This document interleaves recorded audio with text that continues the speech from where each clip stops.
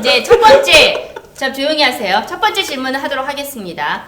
이 영화는 주인공인 아서의 입장에서 보면 부적응자의 정신질환을 앓고 있는 찐따에서 조커라는 일종의 안티히어로, 반영웅으로 거듭나는 일종의 변신 성장담이라고 할 수 있는데요.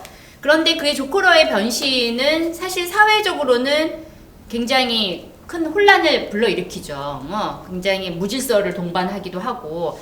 그런데 사실 이 조커, 그러니까 아서라는 사람의 입장에서는 새로운 존재로 거듭나는 거거든요. 그런데 이제 영화에서는 이런 조커의 시점에서 그의 불안, 외로움, 두려움, 뭐 그런 것들 때문에 붕괴된 그의 내면을 이렇게 따라가면서 카메라가 따라가면서 보여주고 있기 때문에 관객이 그의 고통에 어느 정도는 공감하도록 연출이 되어 있고, 그래서 그의 변신이 뭔가 이렇게 감정이입되어 있기 때문에 처음에 그의 고통을 함께 느끼다가 그가 이제 그런 광적인 어떤 상태로 변화하면서 고통으로부터 멀어지기 때문에 모종의 쾌감을 느끼기도 하는 것 같아요. 근데 그럼에도 불구하고 사실은 그의 변신이라는 게 사회적으로는 굉장히 큰 불안 요소고 우리에게 이제 두려움을 불러일으키기도 하는데, 여러분들은 이 영화에 대해서 그런 측면에서 봤을 때 과연 이 조커에게 공감을 하시는지, 조커로의 변신에 대해서 어떻게 해석을 하셨는지 혹은 어떻게 이해하셨는지 궁금합니다. 배상민 선생님 먼저 얘기해 주세요. 네, 대본에 저라고 적혀 있어서 이제 그 다음엔 없어요. 근데 일단 희극이냐 비극이냐 대본에 아까 그렇게 적혀 있는데 저는 그로테스크라고 봤어요. 이게 그러니까 희극이나 비극의 범주에 포함되지 않는 왜 그로테스크라고 봤냐면 그로테스크가 그거잖아요. 우스꽝스러움과 기괴함이 결합되어 있는 걸 우리는 그로테스크 양식 혹은 그로테스크 미학이라고 얘기하는데 이게 딱 그랬던 것 같아요. 맨 마지막 장면이 대표적인데 조커가 피로 미소를 그리잖아요. 이게 전형적인 제가 볼 때 그로테스크거든요. 웃긴데 무서운 거죠. 예. 그러니까 이 영화는 의도적으로 그로테스크를 계속해서 몰아가는 영화였다고 봐요. 그래서 이 영화는 그러니까 사람들이 이걸 희극이라고 볼 수도 없고 비극이라도 볼 수 없게 만들어 놓은 거죠. 그래서 저는 희극, 비극으로 나눌 문제가 아니라 이건 그 자체로 그로테스크의 미학의 범주에 들어가는 영화다라는 생각이 들고, 그 다음에 조커에게 공감을 하느냐, 저는 완전 공감합니다. 왜냐하면 그 장면이 제일 마음에 들었어요. 저기 조커가 프랭크죠, 그 로버트 드니로. 머레이 머레이 프랭클린. 머레이의 머리에다가 총을 쏴버리잖아요. 이 장면에서 완전 공감했어요, 저는. 왜냐하면 죽이고 싶었어요? 아니요, 그게 아니라 머레이가 조커한테 얘기하잖아요. 야, 우리 쇼는 저질 농담 안 되고 그 다음에 뭐 이상한 소리 하지 마. 우리 쇼는 그런 쇼 아니야. 그렇게 주의를 주잖아요. 이게 머레이가 행사하는 권력이잖아요. 웃을 수 있는 권력, 웃길 수 있는 권력을 자기가 쥐고 있다는 걸 조커한테 얘기를 하는 거잖아요. 근데 사실 그 앞에 조커는 그 사람 무례했죠, 조커한테. 왜냐하면 무대에 서는 건 그 한 사람의 조커의 어릴 때부터의 간절한 소망이었잖아요. 그거를 희화화시키는 권력은 자기한테 있는데 반대로 거기서 온 사람에 대하여는 자기가 권력을 행사하죠. 그래서 조커는 어떻게 응수하냐면 무대에 가서 그 닥터라는 할머니한테 키스를 굉장히 오래 해요.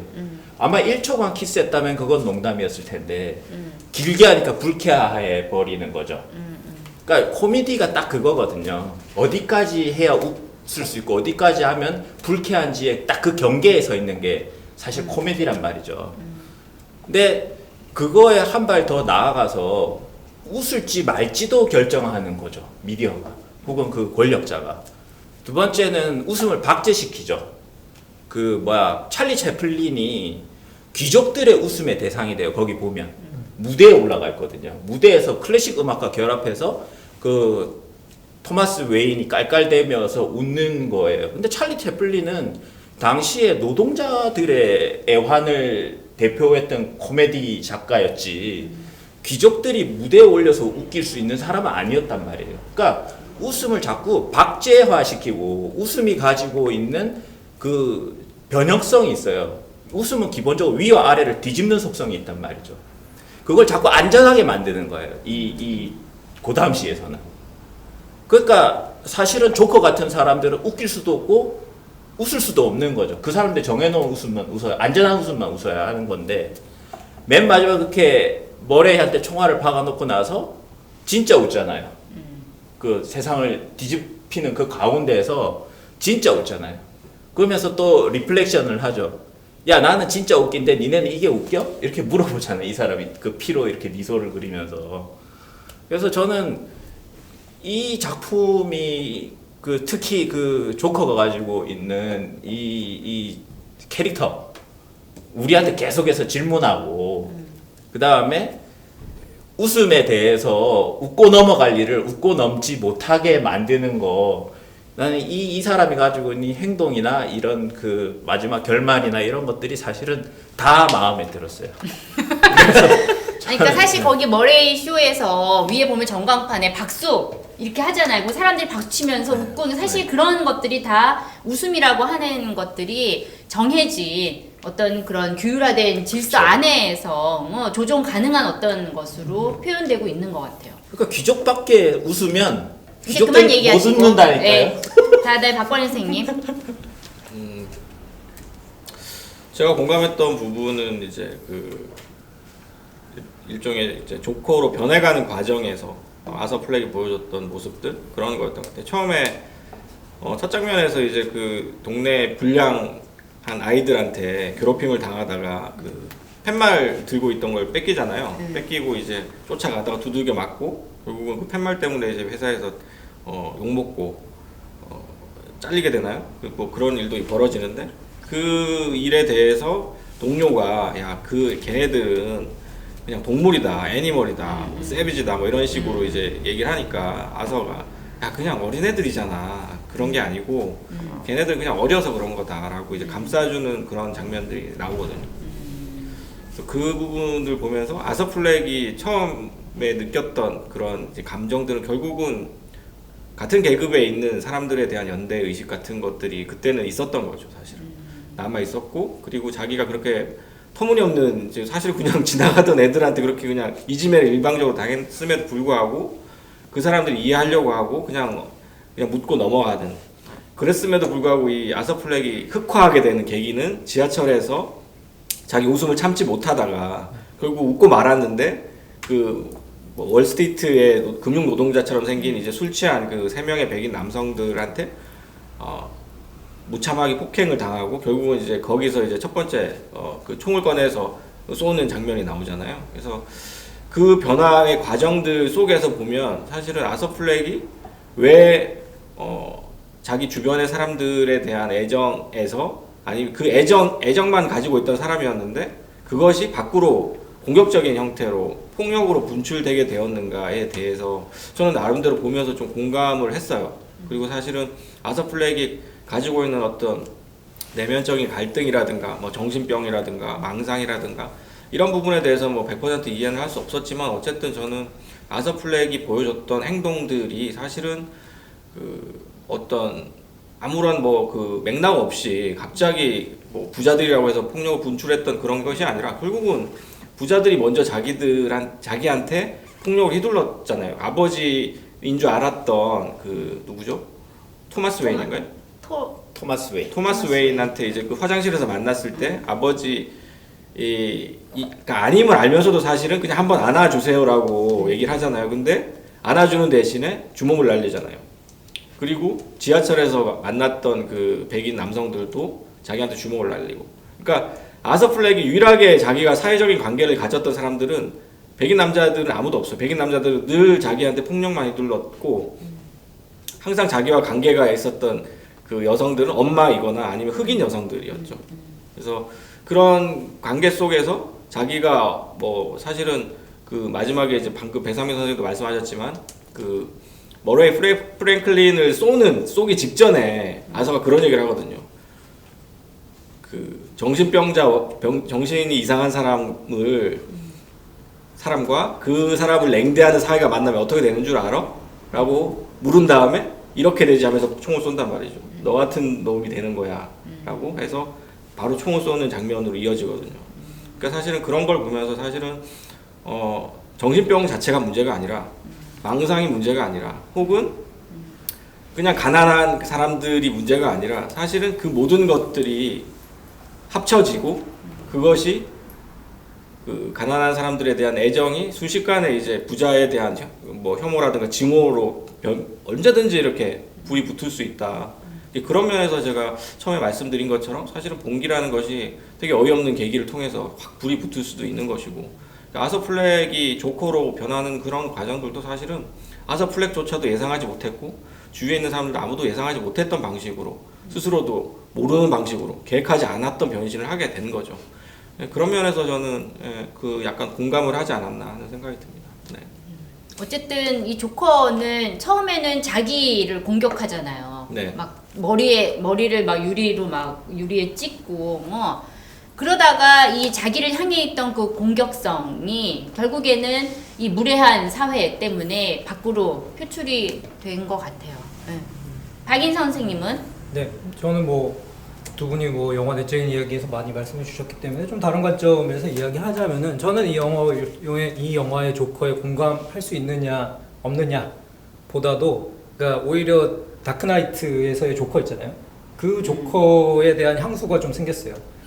Why so serious라고 했던 거기에서의 조커는 순수하게 어떻게 보면 무목적적인, 그러니까 자기 자신이 도달하고자 하는 카오스적인 목적은 있지만 그것 자체에 대하여 설명이나 동기에 대한 것들을 요구하지는 않는 존재였잖아요. 그 자체로서 수수께끼 같은 인물로서 지금 고담시라고 하는 정형화되어 있고 질서지어져 있는 사회에 대하여 그 자체로서 자기 존재로서 도발적인 질문을 던지는 사람이었는데, 이번 이제 조커라고 하는 영화 안에서 아서 플렉에 대하여 공감할 수 있냐고 물어보면 그렇죠. 공감을 할 수밖에 없게끔 영화가 만들어져 있어요. 기본적으로 굉장히 아서 플렉의 주변적 상황과 그의 내면에 대하여 천착하게끔 영화의 모든 시선들이 맞춰져 있고, 그러니까 다른 어떤 제3자의 시선 혹은 밖으로 관객들이 확인할 수 있는 종류의 이 거리두기 같은 것들을 영화가 그렇게 효과적으로 제공해주지 않기 때문에 계속해서 아서가 당하는 이 폭력적 상황들에 대하여 밀착해서 우리가 그러한 것들을 마치 내가 맞는 것처럼, 내가 이 부조리의 주인공인 것처럼 느끼게 되게끔 영화가 전체적인 호흡이 짜여져 있기 때문에 그러한 방식이 공감이라는 거를 적극적으로 끌어올리는 방식으로 이루어졌고, 굉장히 마지막 순간에 가서 카타르시스를 나타날 수밖에 없게끔 만들어주는데, 다른 한편으로는 이 영화에서 우리가 공감 가능성을 그런 식으로만 이제 묻는 게 진짜 중요한 게 아니라, 이런 식으로 만들어진 공감이 지금 현실 사회의 영역 안에서 우리가 유지하는 게 가능할까? 혹은 그런 식으로 보는 것이 좋은 걸까? 라고 하는 질문을 오히려 마지막 조커의 모습 안에서는 다시 떠올려야 된다는 생각이 들었거든요. 그러니까 이 영화가 요구하고 있는 강한 몰입으로부터 어떻게 다시 깨어날 것인가? 어떻게 하면 내가 살아가고 있는 현실 안에서 나는 조커처럼 못하는데, 실제로 보면 조커가 수행하고 있는 이 모든 복수는 사실 저는 그렇게 느꼈거든요. 그러니까 조커가 앓고 있는 정신병적인 어떤 상황과 크게 분리할 수 없다고 생각했어요. 그러니까 상실은 망상적인 복수잖아요. 나를 이렇게 괴롭히고 있는 부조리한 현실을 내가 총체적으로 어떻게 보면은 복수를 가하겠다라고 하는, 이게 비자발적이고 우연적이고 우발적으로 발생을 하지만 그게 손잡을 수 없는 이 과정으로 퍼져나가는 것들을 보게 되는 게 사실은 거의 예의 심상 풍경이다. 내면이 지금 저렇게 세상이 되어가는 것을 보고 싶어하는 사람들의 심리일 수 있다라는 생각은 들었지만, 다른 한편으로 그러면 그것에 대하여 현실의 우리는 어떤 방식으로 약간의 거리를 둘 수 있을까? 혹은 거기에 대해 온전히 공감하는 자기 자신을 에서 또 떨어져 나올 수 있을까?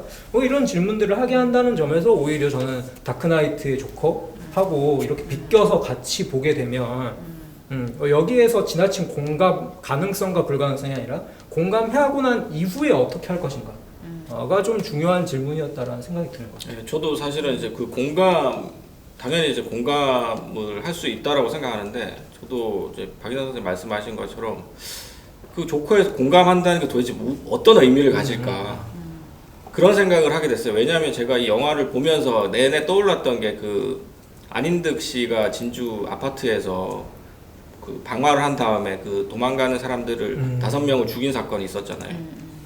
그 사람도 이제 조현병이라고 해서 또 조현병 환자들에 대한 어떤 뭐 사회적인 격리라든가 이런 거에 대한 사회적 논란도 생겨나기도 했었고, 그 안인득 씨에 대한 이를테면 이게 여성 혐오적인 범죄 아니냐. 그 5명의 희생자 중에서 4명이 여성이었거든요. 어린 나이와 여성 그리고 노인을 골라서 공격을 했다는 것에서 이미 저 사람은 약자만 골라서 공격을 한 것인데 저게 무슨 뭐 묻지마 살인이냐. 저것은 그냥 계획적인 살인이다. 뭐 이런 식의 사회적인 논란도 있었는데 사실은 이 영화 속에서 조커가 저지른 살인들이 사실은 엄마를 죽인 거 외에는 사실은 어느 정도는 이제 그 이유가 있는 살인들이었잖아요. 그리고 그 남자들을 또 죽인 그 살인이었고, 근데 만약에 이 조커가 여자들을 그렇게 죽였다라고 한다면, 뭐 조현병이든 뭐 망상이든 간에 그랬을 경우에 우리는 과연 공감할 수 있었을까? 저는 공감 못했을 것 같거든요. 그래서 이 뭐 그 박인 선생님 말씀하신 것처럼 영화 속에서는 조커에게 공감을 할 수 있도록 사실은 저는 살인의 대상들도 다 주의 깊게 그렇게 이제 배치가 된 것이라고 생각을 하는데, 만약에 우리가 우리 실제 사회 속에서 정말로 어떤 사회적인 뭐 그 관심도 받지 못하고 어렸을 때부터 폭력적인 환경에서 컸던 사람이 어떤 망상이나 어떤 조현병적인 뭐 그런 장애 때문에 뭐 사람들한테 해를 끼친다거나 특히 여성이나 약자 어린이들한테 그런 해를 끼쳤을 때 우리는 그 사람을 어느 정도까지 공감을 할 수 있을 것인가, 그리고 그 사람에 대해서 얼마만큼 우리가 사회가 보호를 제공할 수 있을 것인가, 그런 부분들에 대해서 좀 생각하게 됐습니다.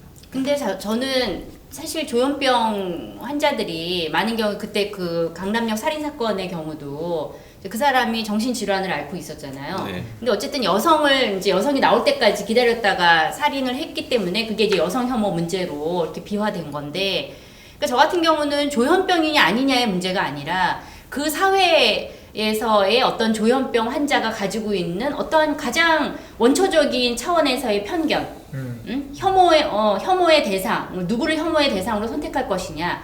그러니까 이거는 조현병이냐 아니냐의 차원이에요. 그 조현병이라는 거는 어째 자기만의 망상 체계를 만들어서 현실과는 완전히 다른 어떤 생각의 회로를 가지고 움직이는 거잖아요. 그런 사람들조차도 사실은 사회가 강제적으로 오랫동안 주입해온 그런 편견과 그 다음에 어떠한 그 누구를 혐오할 것인가에 대한 그 논리를 벗어나지는 못했다는 거. 그렇기 때문에 여기에서 이게 다시 현실에서 조현병 환자가 그런 식으로 골랐다는 것은 그 사람이 조현병 환자이기 때문이 아니라 그만큼 그 사회가 그러한 약자와 그 다음에 여성과 그러니까 노인에 대한 인식의 수준이 어떤가, 조현병 환자들조차도 그러한 편견을 벗어날 수 없었다라는 거, 거기에 더 주목해야 되지 않을까, 그런 생각이 좀 들었거든요 지금. 네. 아무튼 또 다음 질문으로 넘어가겠습니다. 넘어가시죠. 넘어가시죠.